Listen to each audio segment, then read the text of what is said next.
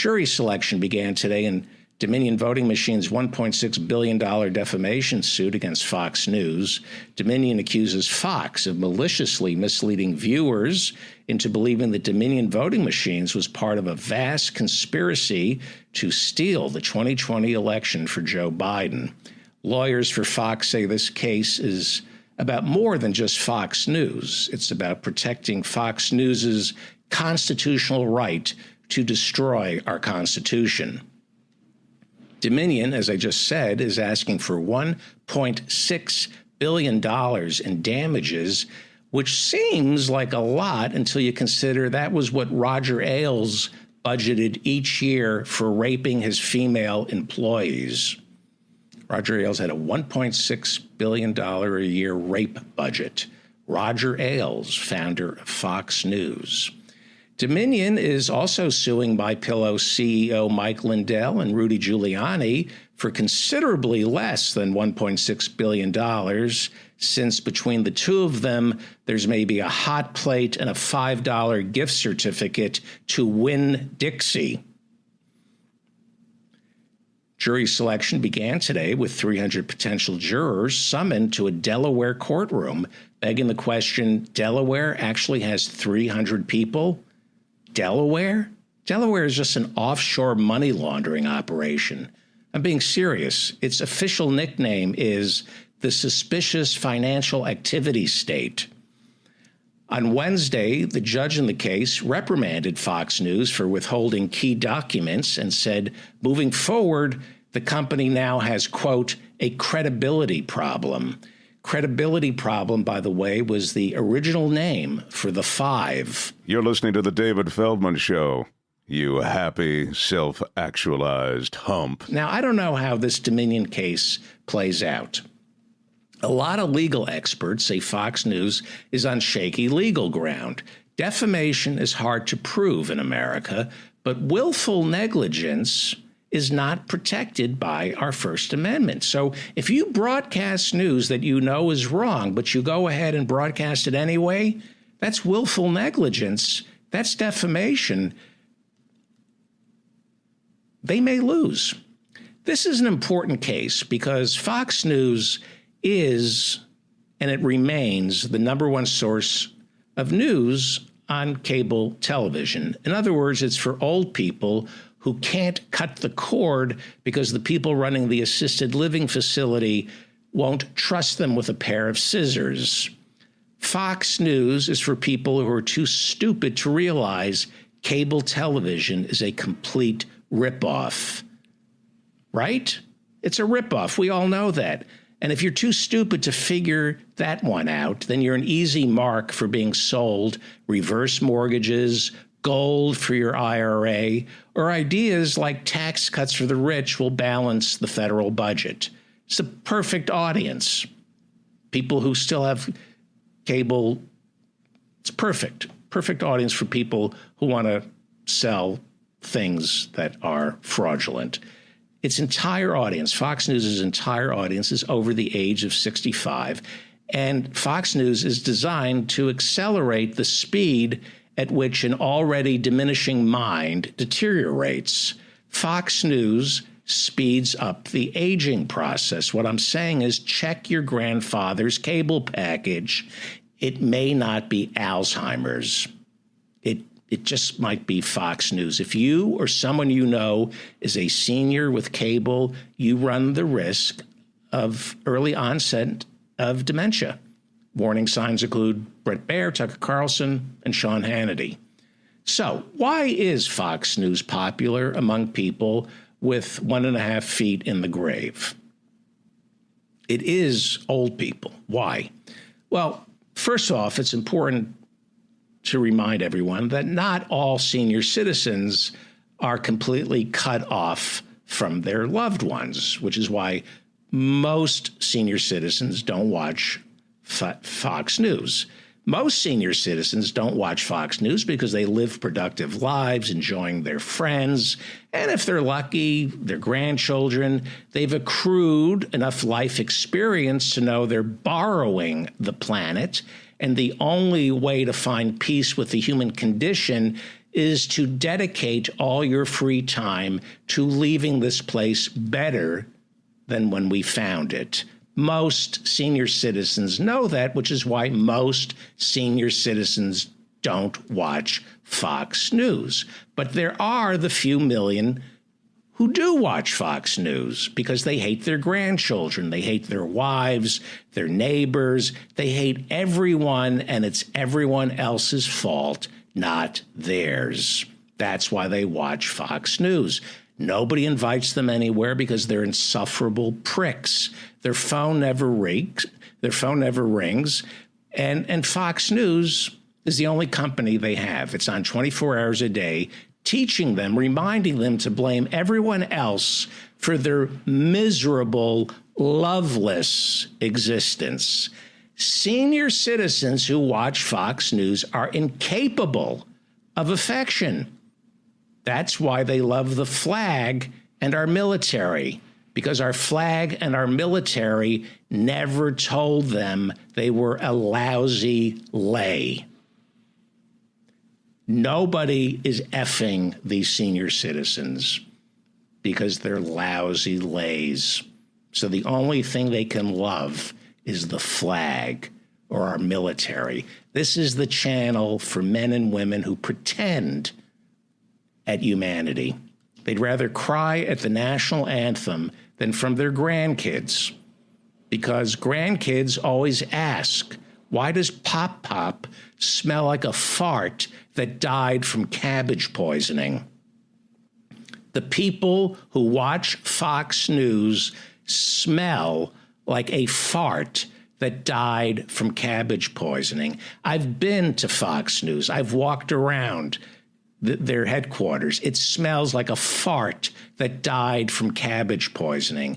People who watch Fox News smell. The people on Fox News all smell. The men, the women, all their orifices are sugary mixtures of yeast, decay, and fly larvae. Okay, all flight controllers, go for landing. Retro. Go. Fido. Go. Guidance. Go. Control. Go. Telcom. Go. GNC. Go. Ecom. Go. Surgeon. Go. Capcom, we're go for landing. Eagle Houston, you're a go for landing, over. Roger, understand. Go for landing. 3,000 feet.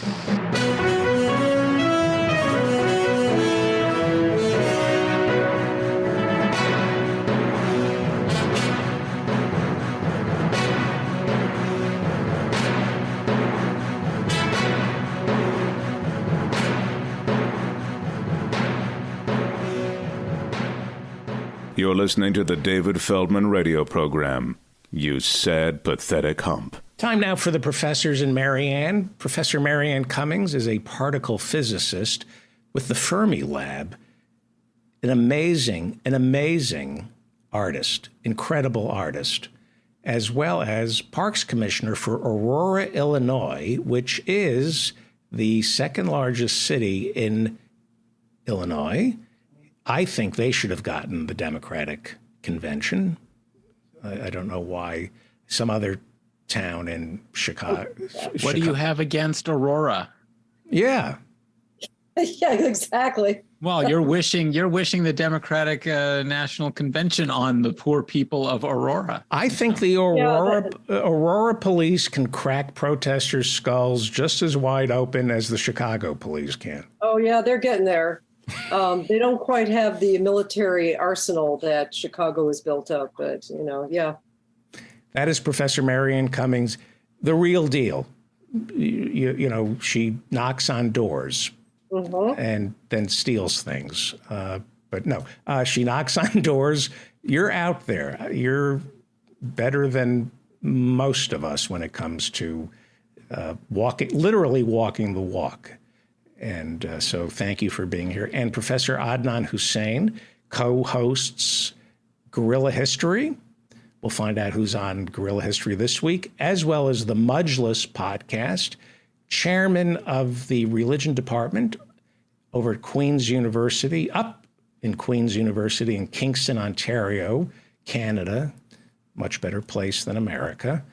And last week, we had a really great show last week, and I promised to get to some of the questions. I don't remember who the audience member was, but he asked an interesting question, and we have the expert on religion here, Professor Adnan Hussein. He had asked if the New Testament, if Christianity in many ways was reactionary, a return to paganism. And I thought that was an interesting question. What is paganism, and how could you make an argument that Christianity returns to paganism? How could that? I think perhaps the question came out of identifying Judaism, Christianity, and Islam as monotheistic religions in our conversation. And so I think this question comes out of that. It is true that Jews and Muslims in the medieval period thought Christianity really might be idolatrous, since they seemed to be worshiping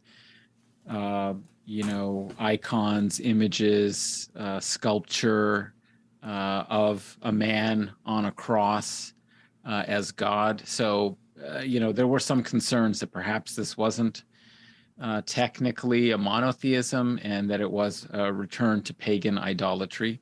But I think the question really comes more out of the fact that in the Latin West, where Christianity spread, the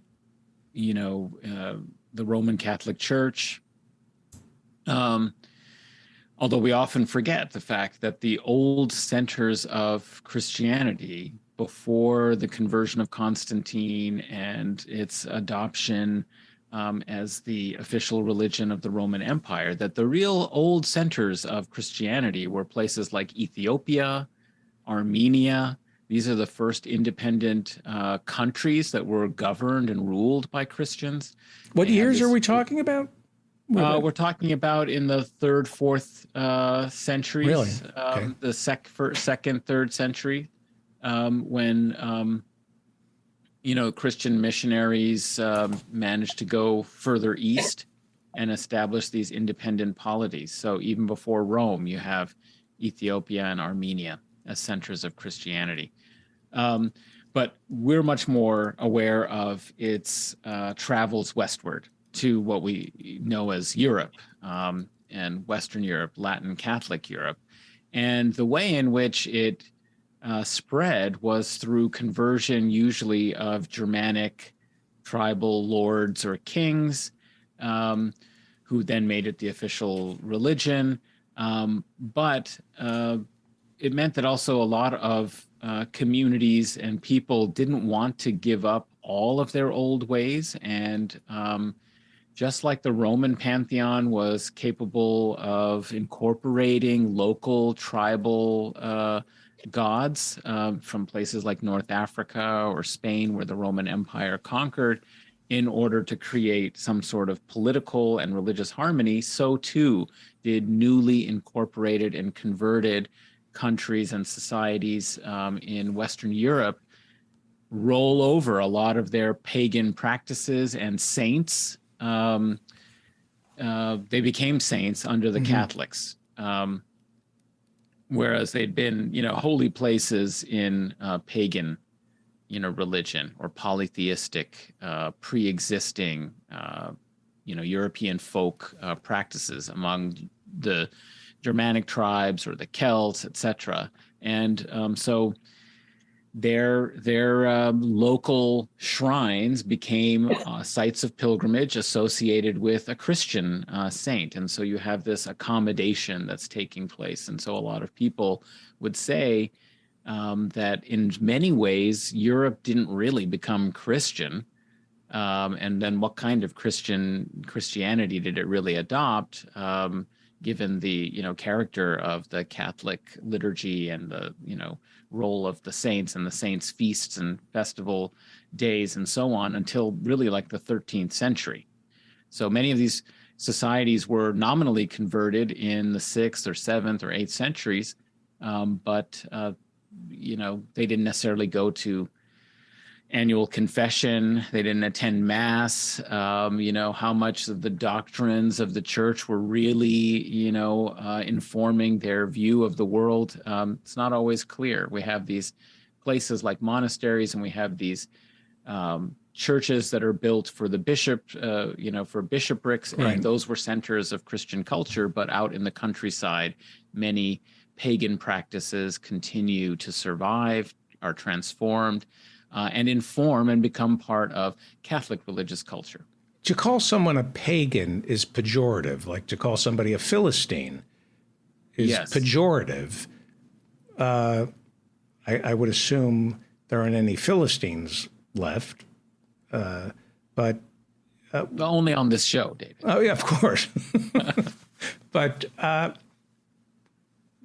my understanding of paganism, and I don't know anything, and Professor Marianne, please join. I always think of Abraham destroying the idols and then discovering God, and that you cannot touch God, that you can't see God, that you can't have any tangibles, and that pagans, that there's something, you look down on people who need to touch something, to have some kind of totem to worship. Right. But we see that in all over the world. People build totems to signify something and worship, like the cross, for example, or the Torah. I mean, the Torah.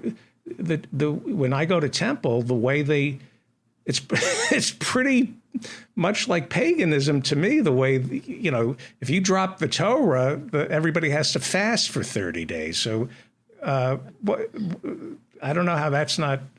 What is paganism? Well, I mean, technically it is, as you were saying, it's, kind of worship. It's, well, firstly, it is just a pejorative. Okay. And sometimes it meant just, the nations or the peoples. Like, it didn't necessarily always have a theological sort of context. It was those who were not part of your particular Like Gentile. community. Yes, that's right. Similar to that. And you see that in like Latin texts, medieval Latin texts, they call, groups paganos or ethnikos, which means that they are a nation or tribal community that's outside of the particular, favored community here, the identity group that's got like an established confessional form of religion. Does Islam have totems? Does Buddhism? Well, yes. I mean, the Islam actually emerged in the part of the Near East that still had pagan, polytheistic, idolatrous religion, whereas the rest of the Near East had become Christian or Jewish or even Zoroastrian, which was a confessional religion. It was dualist, but it still, kind of had a more unitary sort of form. And the Arabian Peninsula, however, was a last surviving outpost. And as a result, that is the confrontation in the Quran, is between monotheism and idolatrous worship, or the association of partners in divinity with God, i.e. the idea of a pantheon or a panoply of divine forces represented through nature or the supernatural, right? So these are concepts that are anathema to monotheistic theology. And so you find, however, in Islam as well, that there are aspects of what was part of pagan religious practice. The fact that the Kaaba is the central shrine for Muslims. It was a repository for the idols of the tribespeople of the era, the Quraysh. It was a sort of central shrine, or a haram, that is a sanctified place. And even the Hajj rituals, it struck some people as a little too close to what were obviously also pagan practices in the pre-Islamic era. So circumambulating around the Kaaba, adoring the black stone, which is, part of the structure, and had some, legendary, kind of stories about its appearance, as a stone, a holy stone that descended from heaven. These were all pretty reminiscent of practices around the shrine of the Kaaba when it was a pagan shrine. So all of these religions, monotheistic religions, and you see this so clearly in the Hebrew Bible. In the early books of the Bible, God is, operating in a world where there are other divinities that are rivals, that he's competing with. It just so happens that he is the God that has an exclusive relationship with one people. And it's only later in the later books that you are to understand a different kind of conception of monotheism, that it's not just that you should be loyal to this one God, it's that that's the only one that exists. But that's a theological leap. All of these three religions do emerge out of a context where there's idolatrous worship. There are those physical totems of people's relationship to some supernatural power. And it's very hard to overcome that in popular folk religion, even within these monotheistic traditions. You find that there are Sufi shrines. People want to go and visit the Sufi awliya or saints for healing and so on, just as they did in, the Catholic saints as objects of pilgrimage who performed miracles of healing and so on for people as part of the miracles that testified to their particular holy status as intermediaries. So, there's never a perfect transcendence of the pagan. I mean, the pagan is embedded in all of these religions and in all of these practices. And the lesson to me is that religions aren't just a box of practices and doctrines that just appears in time, fully formed. They're always changing, developing, and evolving. And in many ways, when we think of conversion, it's not just Augustine's kind of idea in the Confessions that now he has a sudden spiritual transformation, and so he throws off all of his previous ideas and beliefs and practices. Conversion is a much more social process by which new ideas are absorbed as well as old ideas are re-expressed in new ways. To compete, I would assume there's a free marketplace of ideas, and religions are competing with one another to keep their followers. I think the Talmud perhaps was a response to the New Testament, where oh yes, you see so much in Jewish extra-scriptural literature of responses to Christianity. Yeah, absolutely. I mean, you've got, for example, a Jewish counter-gospel. People don't really, like to talk too much about this. What is that? I've never heard of that. It's pretty nasty, but the Toledot Yeshu. What is that? Which is basically the history of Yeshua. It's Jesus, and it's a counter-gospel. It's a Jewish counter-gospel. It's a story like the of life Jesus. Of Brian? Yeah, that's interesting. Basically they say he was a magician. He learned the forbidden, hidden name of God, and he used it to perform these miracles. So they know that the Gospels say he, raised Lazarus from the dead. He did all of these things. They don't say, oh, no, he didn't do that. That's all, bunk. They say, yeah, he did those things, but why did he do them? Not because he's some son of God. That's a ridiculous idea that goes against monotheism. It's because he was an evil magician.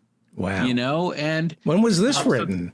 Well, this is, I think, I'm not sure the exact dating. It's hard to find exactly, when. Do they have copies of it? Does it exist? Oh, yeah, it exists. Yeah, it exists. There have been edited copies of this. You find references to it, and you have some of these stories have been preserved. And it's, it's clearly from late antiquity, probably 4th century, 3rd or 4th century, when Jews are competing with this new religious community that has also absorbed quite a lot of Jews. Early on, before the so-called parting of the ways, you have Jewish Christians. I mean, that's the whole problem that Paul is writing about in Corinthians and in these various letters to Christian communities, is as Gentiles became followers of Christ, since most of the early ones were Jews, obviously, the question was, well, do you, if you want to follow these teachings of Jesus, do you have to follow Jewish law as well? Right. And Paul is the one who comes and says, no, you don't. Yeah. It's going to be something different.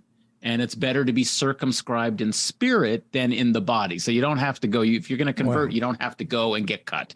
You know, I mean, this was like what people were worried about. We have to move on because I want to talk about Lula in a second. Are there courses on the role magic plays, like magicians played in religion? Is that something? Absolutely. I mean, we have at least one or two ourselves on the books.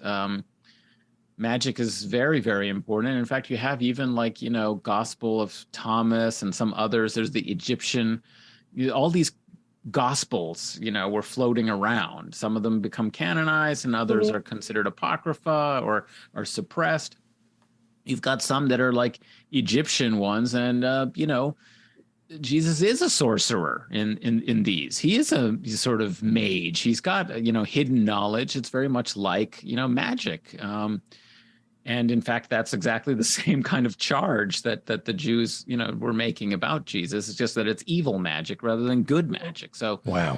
A lot of religion, there's another aspect to it also. Now, I went to a Catholic high school, Our Lady of Mercy, but it was a very groovy, liberal time for the Catholic Church, as liberal as it can get. And so there was a book in my library there called The Golden Bough, and it was by some stuffy old Brit, but you know, he was just doing comparative religions. And there was one or two chapters on the Middle East. And basically the things that up to now, I was a little shocked. I was 15 when I read it, but the idea of God coming down and coming down into and being born of a virgin and then walking the earth for 33 years and then being sacrificed, specifically crucifixion, was just, you know, a standard feature. And by rising from the dead 3 days later, was just a standard feature of a whole slew of religions in the Middle East. And even Egyptian gods, I think Horus, that's his arc. And it was kind of at the time, you know, like fins on a 1950s Chevy, you couldn't sell it without this. And I think that's a little flippant. I think it's probably shorthand. All these things were kind of shorthand at a time when even people who could read got most of their practical information by the spoken word. You know, this was a very shorthand kind of way of introducing someone, like this was a special person, and here are the teachings. And I remember the golden, how's it pronounced? It was called the Golden Bough, as in, you know, like James a free bow. I remember Francis Ford Coppola used that as a primary source for Apocalypse Now, along with the Joseph Conrad's Heart of Darkness. I guess it would be Kurtz was becoming a god among pagans, and right. So that would be interesting. Well, the first commandment, as I understand it, is God saying, "Don't cheat on me. It's I and nobody else, and don't start seeing other gods because I will get even with you." So it's not a good idea to worship people. They'll disappoint you. Lula, however, took over in January of this year.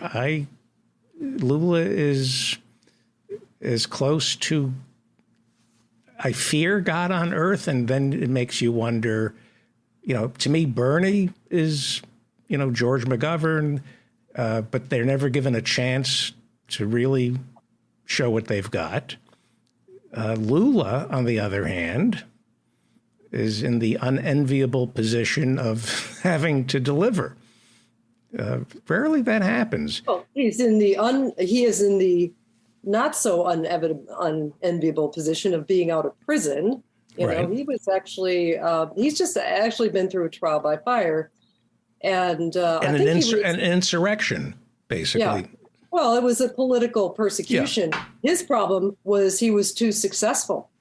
I mean, when you can be liberal and Bernie Sanders as long as you crash and burn, and then you become a mascot or a pet. But if you actually threaten to change the society and to actually do things, then you become dangerous. And Lula did that. And he's now becoming dangerous outside of Britain. I mean, I think the whole BRICS economic coalition was his brainchild. He's certainly one of the founders. And refresh everybody. We're speaking in shorthand, and that's unfair. Who is Lula? Okay, Lula. This is president, erstwhile and now current president of Brazil. He won decisively over Bolsonaro, who many consider kind of like Brazil's Trump, although I don't Trump think of the tropics is what they call him. Yeah, I think Trump is pretty uniquely American, but Right. he's a fascist. Okay, that's Right. I think we can agree there. And he had a vision of not only Brazil but of the world, and his idea, or at least the thing that he pushed, was what we call BRICS. That's Brazil, Russia, India, China, and South America. South Africa. Or South Africa. Did I say South Africa? South Africa, I'm sorry. Yeah, South Africa is kind of a counterweight to the European Union and the G7 and that. And it's been pretty successful. As a matter of fact, little Marco Rubio actually blurted out the truth the other night. He says, well, if these countries become successful and they're converting like Africa and South America to their side, I mean, then we won't be able to sanction anybody anymore. Right. It's like, Marco, you're not supposed to admit that. But that's true. Right. And that's part of the reason why, I mean, there's a lot of other reasons, but the reason why that Russia's economy is actually recovering, that Russia wasn't crushed by the sanctions and by being kicked off of the SWIFT system, which is the big international financial system, there was a whole nother economic world out there that was bigger than the G7. And they've decided that screw the petrodollar. And to remind everybody, when we went off of the gold standard, the way that we could keep the primacy of American currency, dollar, is to get into an agreement with Saudi Arabia that any transaction involving their oil could only be conducted in dollars, can be only denominated in dollars. And that is enormous because oil just dwarfs, just makes everything else minuscule. It is the single biggest commodity sold on planet Earth because everybody needs energy. And so because people had to buy their oil in dollars, pretty much it meant almost all the transaction, over 80% of the world's transaction in the world's global trade was conducted in dollars. And so there was a demand for dollars, in kind of the same way that Stephanie Kelton says, about taxing. You don't tax to raise revenue. We've got our own currency we can print. Right. You tax to make a demand for U.S. currency, and then you can control things, and or you can have some control over what happens. So that's breaking up now. It's not like it's going to disappear overnight. I mean, like old habits run deep, but the fact that particularly the sanctions, and that's not just Russia. I mean, Cuba has been crushed, still is being crushed, like over 60 years after their revolution. And that's not because the rest of the world isn't willing to do business with Cuba. It's just that we threaten the rest of the world. Like if you do any significant, we give some exceptions here and there, but we have to give the exceptions. So like if the rest of the world deals with Cuba, you have to deal with it on US terms or we will sanction you. It's been a very eviscerating kind of thing. And it is basically what the US foreign policy has become. Instead of developing a world of cooperation and getting together to solve the world's problems, of which there are many, we just decide to use, just swing these cudgels around, economic cudgels, to just, for the benefit of actually not us, the American people. I mean, for the benefit of the very few people who actually run and own this country. And I often wonder about that. Do we need to worry about China becoming a superpower or Russia becoming a superpower when the commodity is no longer something palpable. It's money. We're no longer worried about the cinnamon trade or, maybe oil, but pretty soon. Definitely oil. Right. Definitely oil. We don't have, we may not long-term, we the people may not have any long-term. Actually, we the people might have some breathing room on this. So is there anything like, you're led to believe, well, we need the military to protect the trade routes and the Persian Gulf and, the cinnamon trade and the nutmeg trade. But globalism is really the flow of money. And do you need a military to protect the flow of money? You do. Look, people are now coming to the conclusion about local police forces. They're not there to protect the population. They're there to protect power and to protect property. Right. That's it. They don't have an legal obligation to protect you or save your life, as we saw down in Uvalde. But, right. And so likewise, people are expressing alarm that China is building high-speed rail in African countries and in third world countries. And what do? We build military bases. And That's a real projection of power. But like all other countries who project power over the world, I just went to a website, I forgot the name of it, but I'll look it up again, where you can just, basically it's a view of the world as a globe, and you can turn it around with your cursor, and there's a dot at every place that there's a U.S. military base that we know of. And there's almost 1,000 dots, and you can click on the dot and it'll give you all the details of what's there. By the way, Janet Yellen, our Treasury Secretary, obviously listened to last week's Professor and Marianne. Did you see the story? You're nodding your... She did? Wow, what happened? She complained, along with the World Bank and the International Monetary Fund.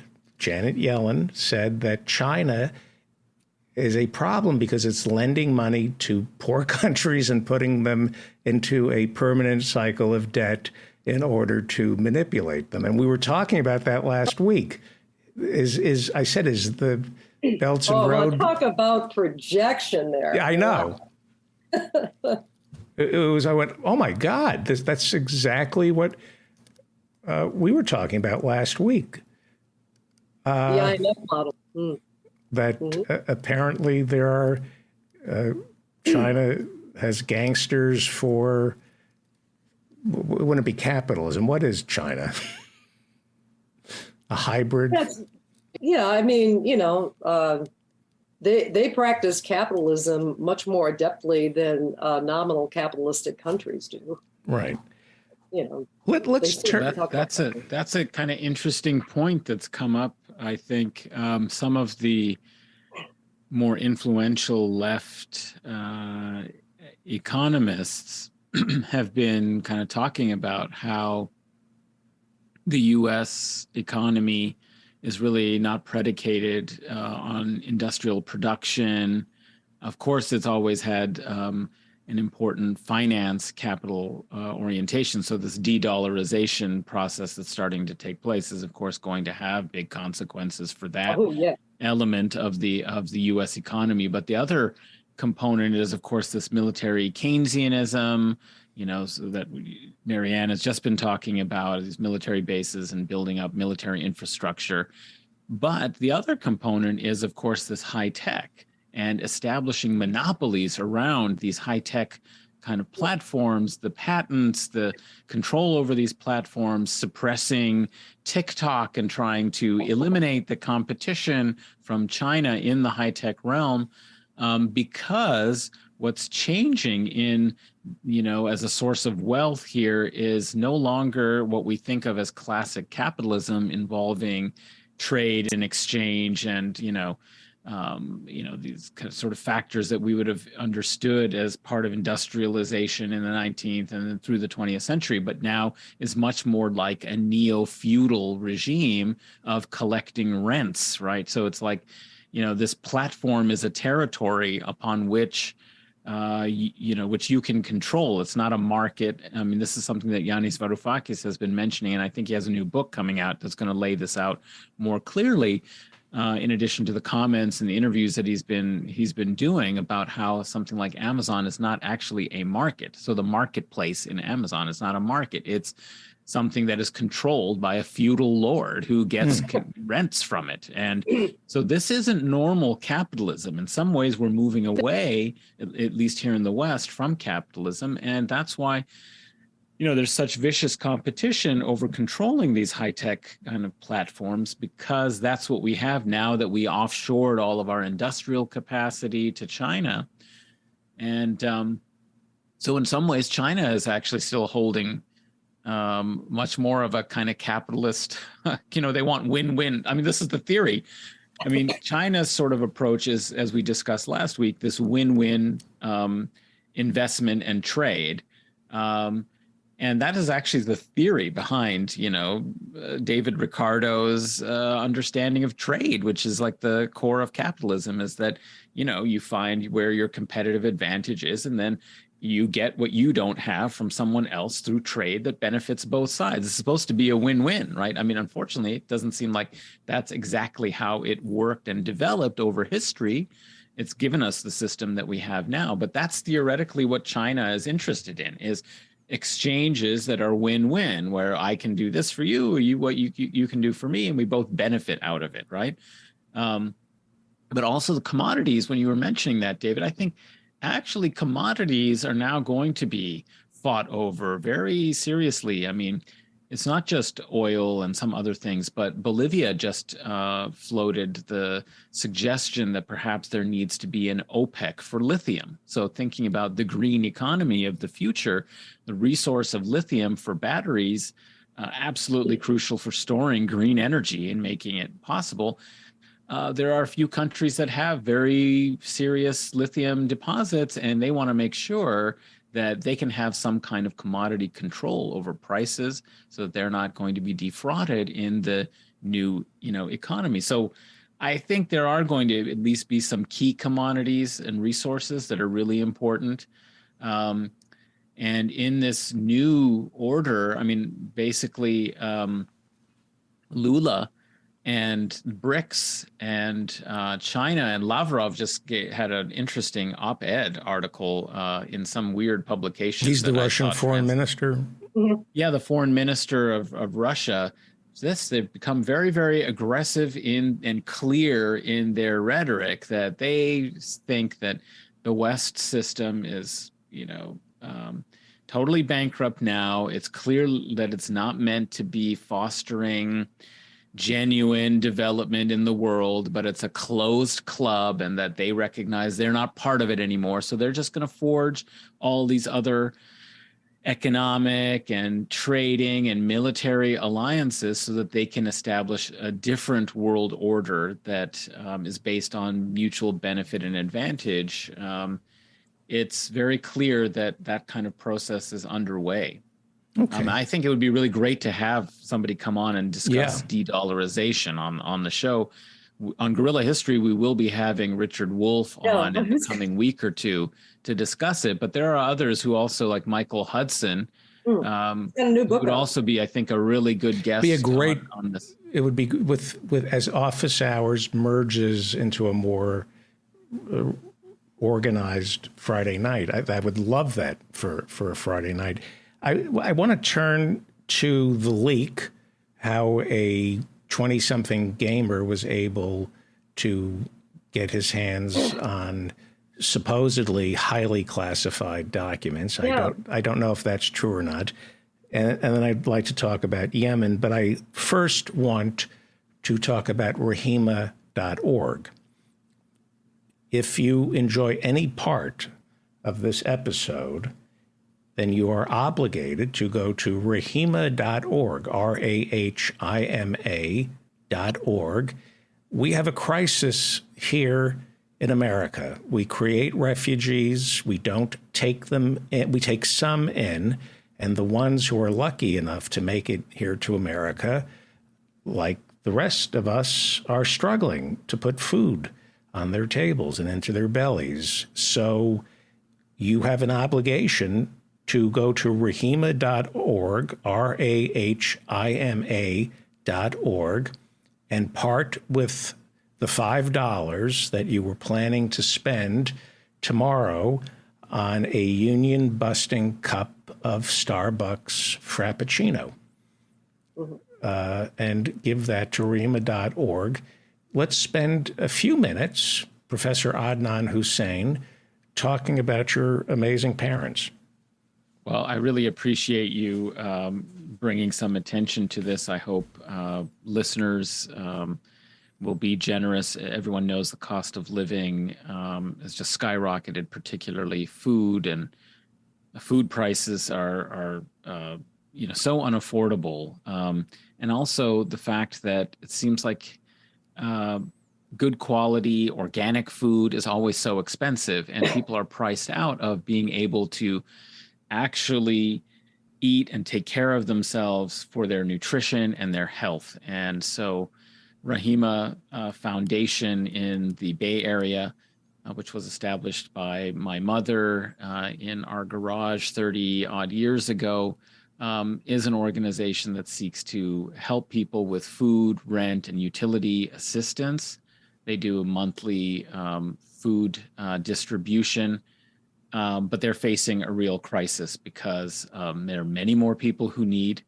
They've had record numbers coming to them for help, while at the same time, the same economic factors that are pushing people because of inflation and high prices to come to Rahima also means that a lot of people, particularly in the Bay Area where the high-tech sector has been suffering all kinds of problems, Silicon Valley Bank collapse, Google laying off thousands and thousands of employees, et cetera, is that the donor base is also feeling very stressed. People can't afford to donate.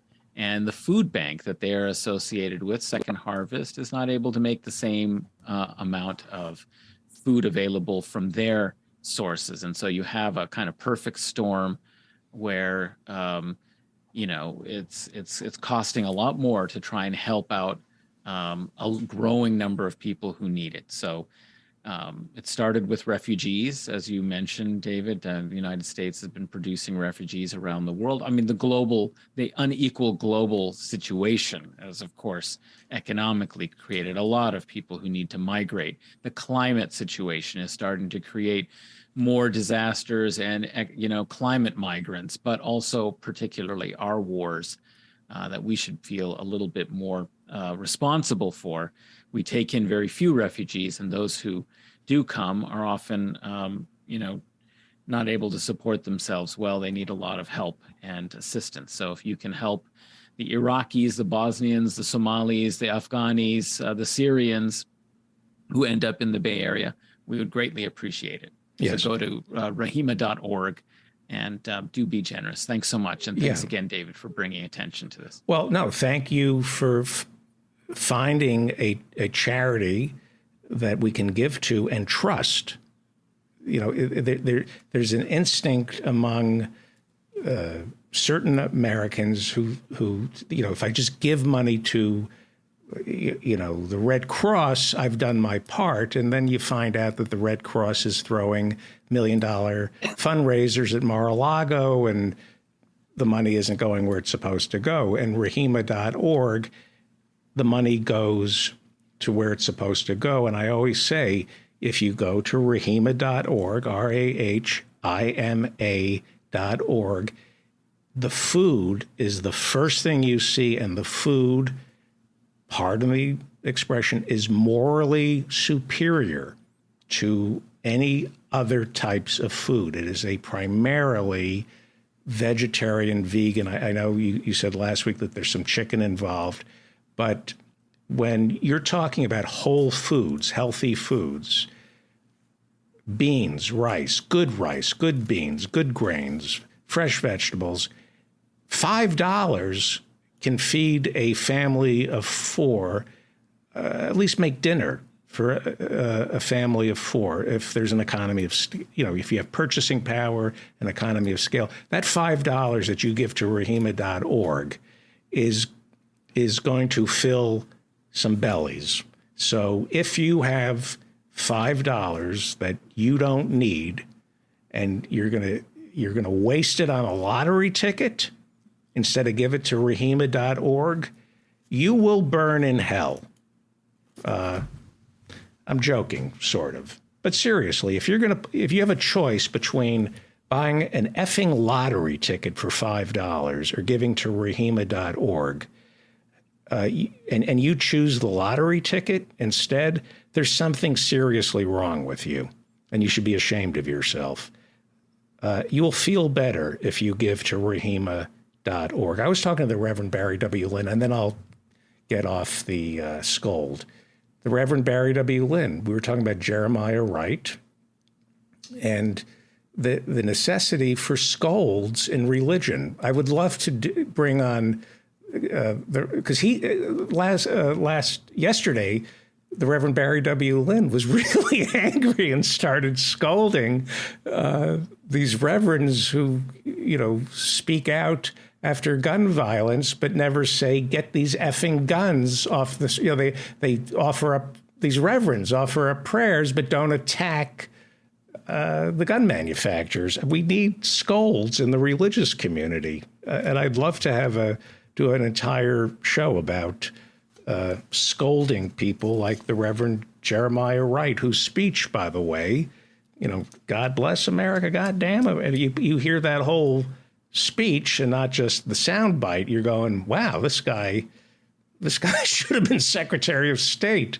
under Barack Obama instead of under the bus. So let's turn to Yemen. And as we were talking about Rahima.org, I was thinking about, what is news?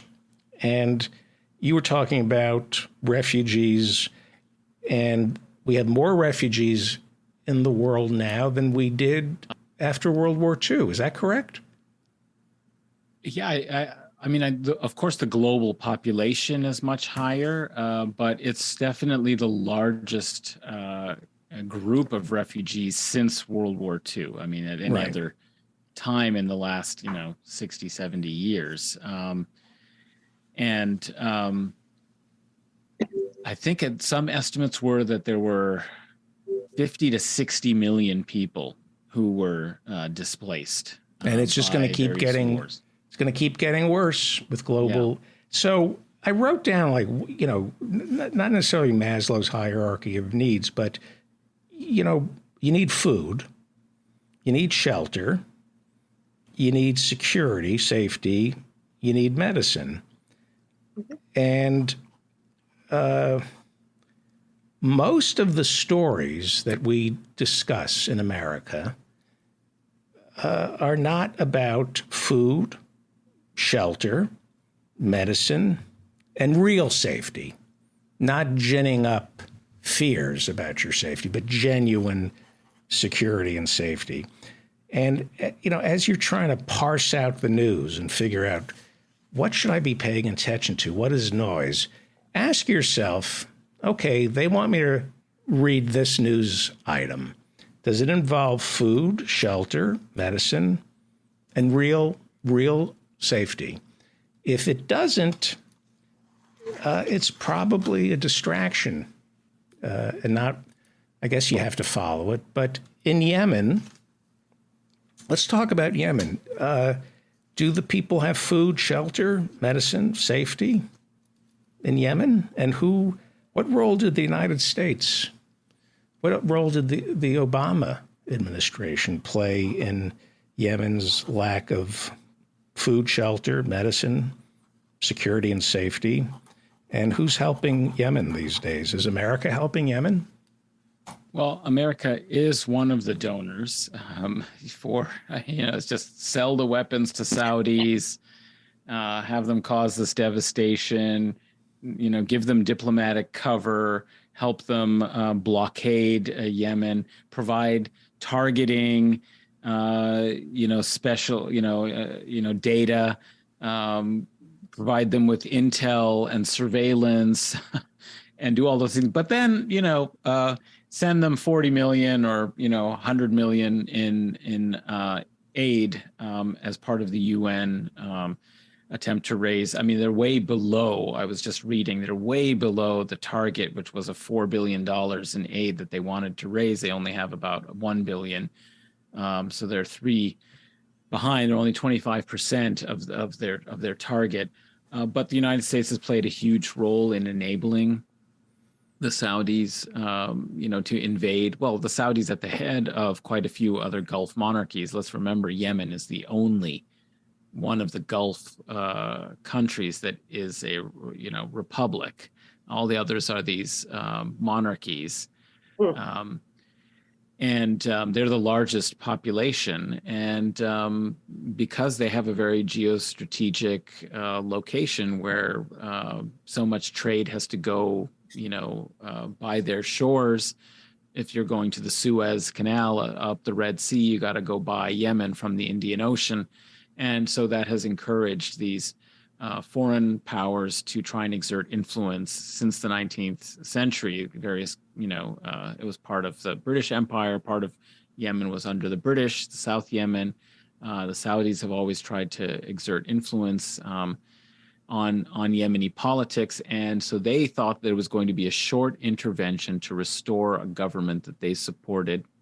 It turned into an 8-year war that has caused the largest humanitarian crisis, according to the UN, currently existing. Largest cholera epidemic. Yeah, there are 4 outbreaks, major outbreaks, diphtheria, cholera. I'm forgetting the 2 other, but these are polio appears to be, returning as well.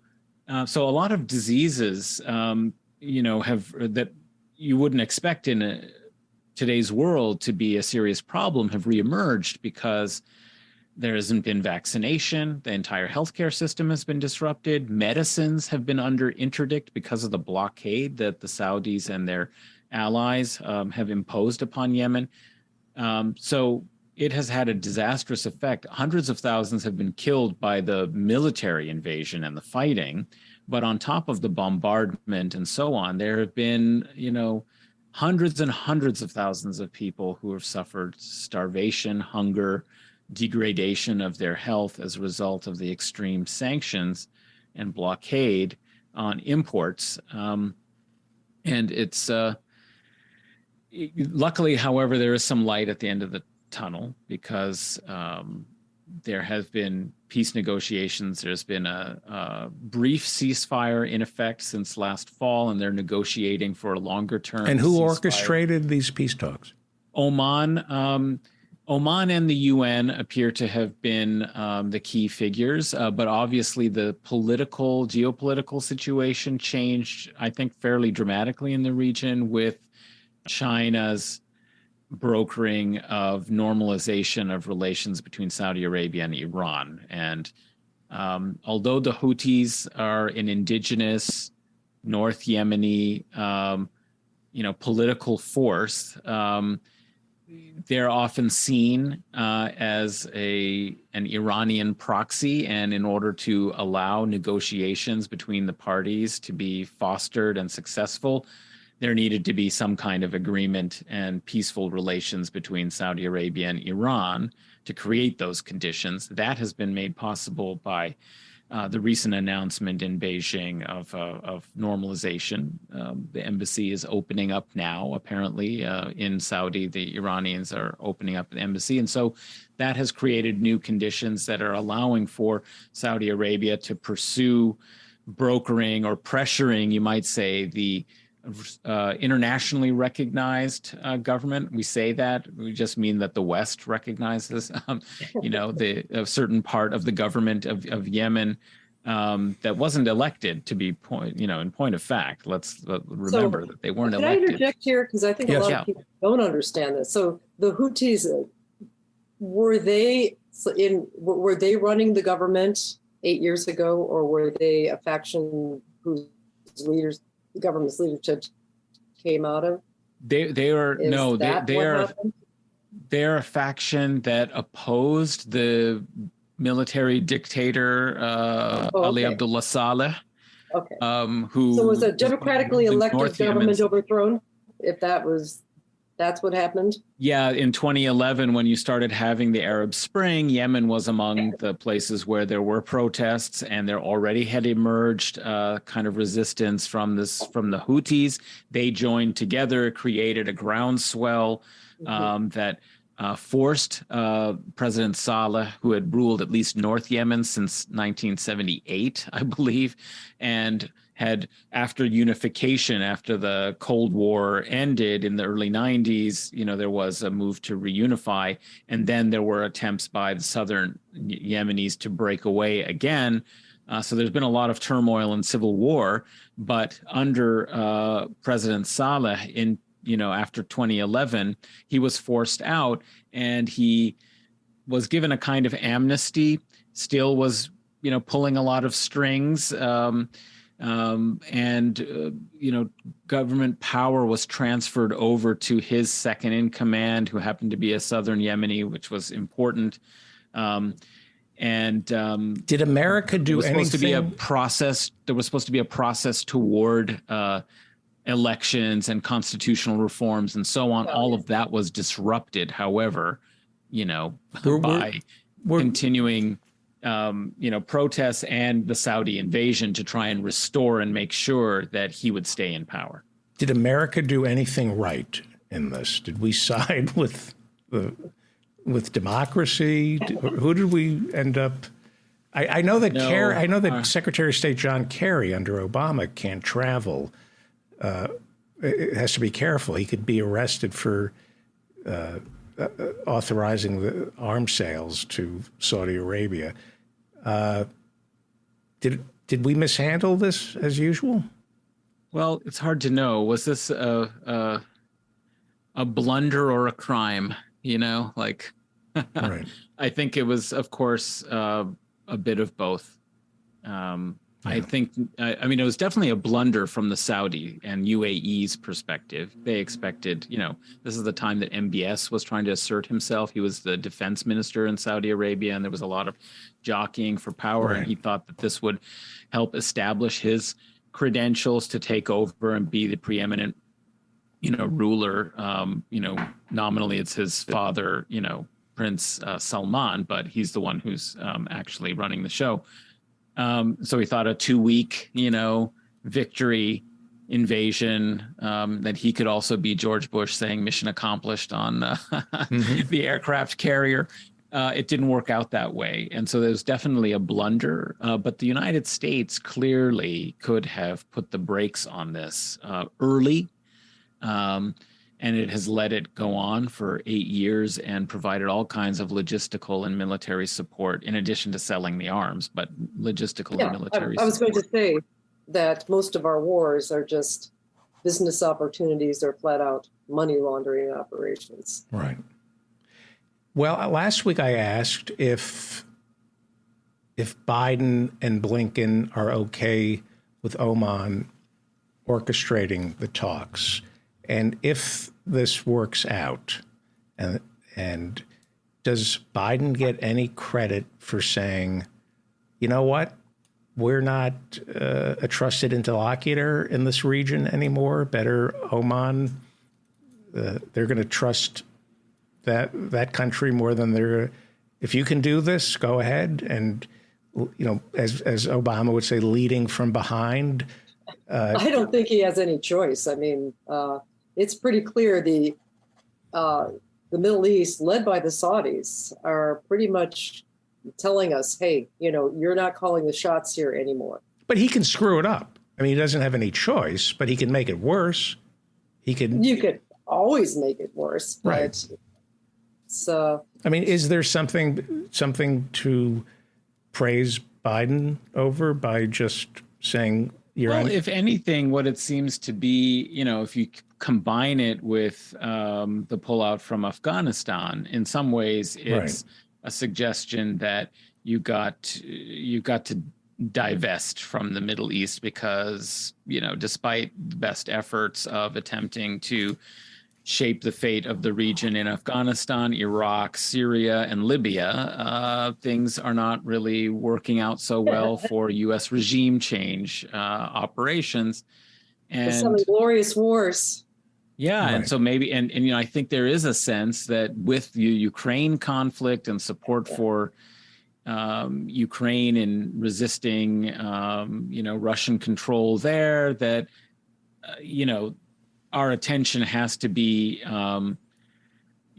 shifted out of the Middle East and to these other theaters, and in particular Taiwan, China, and that we can't keep up complete global domination Right. all over the world. Maybe that's healthy. Right.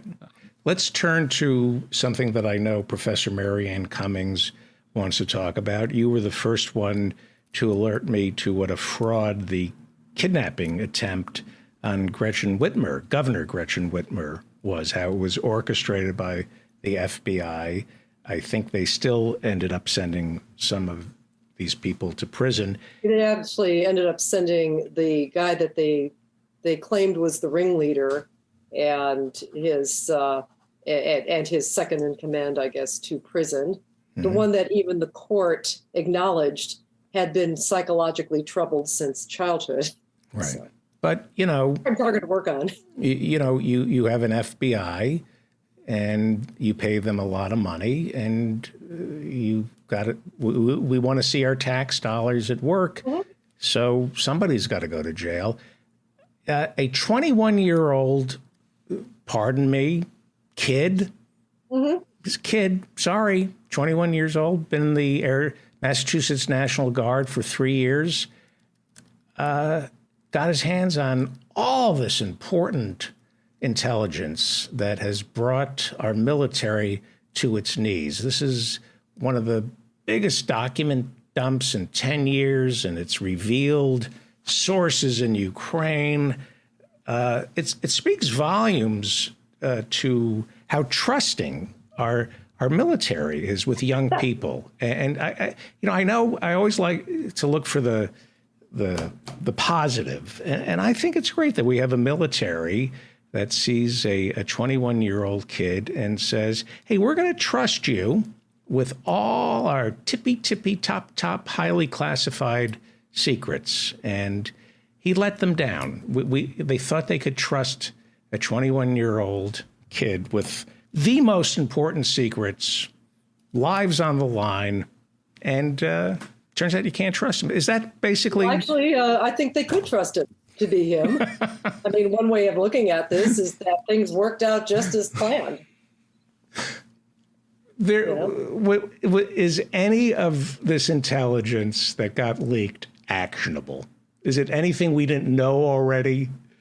Well, I don't know who we is, but, there was one part where they were admitting what the real kill statistics were. They're probably even higher for Ukraine, but that was pretty consistent what the document showed. And it was as recent as early March, right? So the BBC Russian, along with a place called Media Zona, I think it's an Estonia group, have been tracking Ukrainian casualties and Russian casualties. And the Russian casualties are, depending on what you believe, like 6 times lower to 10 times lower than Ukrainian casualties.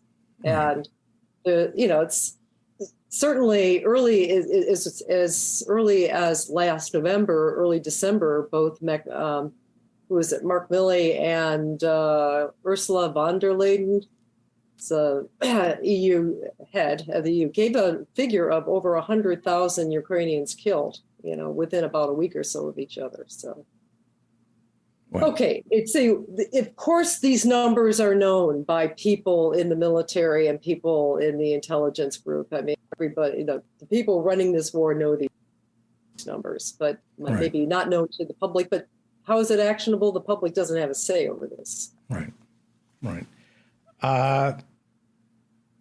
And he'll end up going down and destroyed. And unfortunately, Marjorie, by the way, can you hear me okay? Yeah. Because we have a satellite feed coming in from Mar-a-Lago. Oh, my. Yeah, I don't mean to intimidate anybody here, but this is, he'll go down. I was reading about Julian Assange, who looks like they're going to go through and extradite him and bring him to America. There is not a single death that can be traced to WikiLeaks. No. Not a single person died. They've in the courts, they've tried to prove that he ended up killing intelligence assets. Didn't happen. We're out of time, unfortunately. This is great. These have just been absolutely fantastic. I think we should dig out, by the way, just to interject, I think we should dig out Valerie Plame from, the memory hole and do a contrast and compare. Outing that? Well, it's basically outing a deep undercover agent, the person who was posing as an energy analyst to get into Iran and actually get the ground truth on their energy systems. And, I guess deep undercover or whatever the term was meant that, like the Mission Impossible, should you or your team be caught, we disavow all knowledge of you and your team and your mission. Right. Kind of thing. But yeah. Fantastic. Okay. Professor Mary Ann Cummings is a particle physicist with the Fermi Lab and an amazing artist and parks commissioner for Aurora, Illinois. And thank you. Follow her on Twitter at Razor Girl. Professor Adnan Hussein is the chairman of the religion department at Queen's University in Kingston, Ontario, and host of the Mujlis podcast and Guerrilla History. Very quickly, who are our guests? Your guests are. Well, the last episode of the Mujlis was about the 20th anniversary of the Iraq War. If you want more analysis on that, check it out. We have next week coming up. We were just talking about Yemen. We have a great guest, Shireen Al-Ademi, who's a Yemeni scholar and academic, and we talked with her about the history of sanctions and also about what's happening recently in the negotiations in Yemen. So check that out on Guerrilla History. Fantastic. And as always, go to rahima.org. I saw in the chat that some people have donated, and you will feel better tomorrow. Giving money to charities like rahima.org is a form of prayer. And it's one thing to ask for things, but a great form of prayer is to donate to a food pantry where every penny and then some is going to go into the bellies of American families. And I can't think of a better form of prayer than giving $5 to rahima.org. And I see in the chat room that people are doing that. And to those of you who haven't donated, you're going to burn in hell. You're going to burn in hell. If you're thinking of buying a lottery ticket instead of giving to rahima.org, I can assure you to the core of my very being, you will burn in perpetuity in hell. I just want to point out Rahima means mercy, compassion. So, do what you feel like you can do. I'm just saying, objectively speaking, I know we're out of time, but objectively speaking, you have $5 and you can buy a lottery ticket or a non-union Frappuccino at Starbucks, or you could literally give it to rahima.org and feed a family on $5, and you choose a lottery ticket over feeding a family, I know that you will burn in hell. And the only way to redeem yourself, this is the way we have to talk as leftists. We have to pick up the religious cudgel and beat people into submission. Anyway, if you have $5, give it to Rahima. Thank you so much, Professor Adnan Hussein. Thank you. You're listening to The David Feldman Show. You happy, self-actualized hump.